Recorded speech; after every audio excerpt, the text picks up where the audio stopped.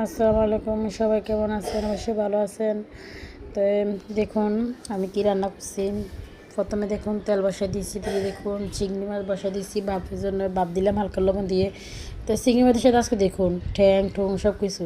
আর আপনারা অবশ্যই বলতে পারেন যে আপনাদের আজকে কয়েকদিন চিংড়ি মাছ।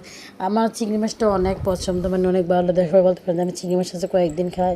আর বাসায় চিংড়ি মাছ একটু বেশি করে আনা হয়েছে, এই জন্য চিংড়ি মাছটা আমার তো অনেক ভালো লাগে। তো এখানে দেখুন মশলা কষাই লিখছি, হলুদ মরিচ পেঁয়াজ রসুন আদা বাটা সব কিছু দিয়ে ভালো করে কষাই। দেখুন যখন তেলটা উঠবো তখন আমি দেখুন ফুলকপি আলু কেটে রাখছি, যে ফুলকপি দিয়ে আলু দিয়ে চিংড়ি মাছ, তারপরে আপনার চিংড়ি মাছের বলতে পারেন ঠ্যাং টুং সব দিয়ে দিচ্ছি আজকে। চিংড়ি মাছের ঠ্যাং টুং যা আছে, মানে অনেক মজা লাগে আমার থেকে এগুলি, মানে তরকারি দিয়ে রান্না করে খাওয়ার জন্য।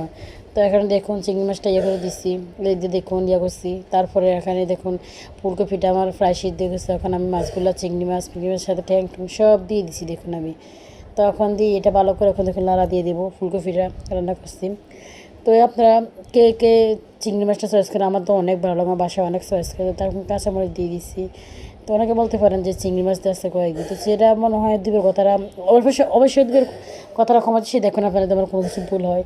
দেখুন চিংড়ি মাছটা আমার অনেক ভালো লাগে, যেন বাসা চিংড়ি মাছটা রেগুলার মানে বলতে পারেন থাকে অনেক মজা লাগে। আর চিংড়ি মাছের ঠ্যাং দিয়ে ফেলেন দেখুন ফাইনাল লুপটা, আমি ঠ্যাংগুলো চিবিয়ে চিবিয়ে সবাই খায় বাসাতে, অনেক ভালো লাগে। তো আমার হাজব্যান্ডে তো অনেক চয়েস করে। তো দেখুন রান্না আমার প্রায় শেষ, কেমন হলো আমাকে জানাবেন কমেন্টে সবাই। তো আজকে এই পর্যন্ত, আল্লাহ হাফেজ।